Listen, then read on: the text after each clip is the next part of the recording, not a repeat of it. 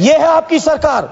ये डंका बज रहा होगा किसी बड़े बड़े लोगों के लिए, कुछ चुनिंदा उद्योगपतियों के लिए बज रहा होगा डंका, लेकिन देश के किसानों की जो बर्बादी है वो छुपी नहीं है। सभापति जी, आपको सोचना पड़ेगा, चिंतन करना पड़ेगा कैसी सरकार आपने चुन ली।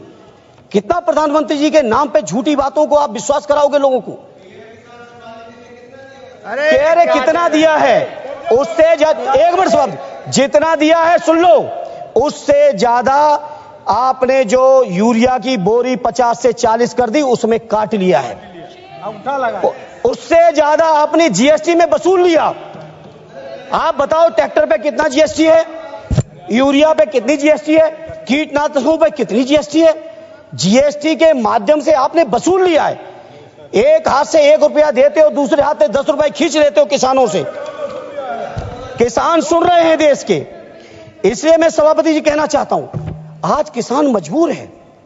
मैं एहसास है, मेरे पिताजी आज भी खेती किसानी में रहते हैं, आज भी गौशाले में रहते हैं।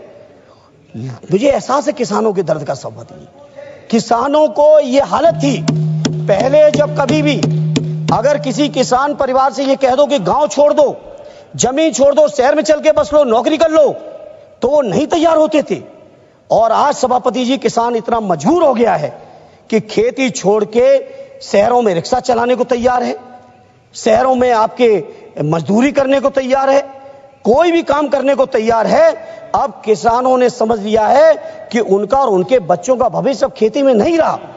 और यही कारण है, बहुत से सर्वे आए देश में, जब पूछा गया किसानों से कि आप खेती करना चाहते हो कि नहीं करना चाहते हो, मेजॉरिटी के किसानों ने कह दिया कि हम खेती नहीं करना चाहते।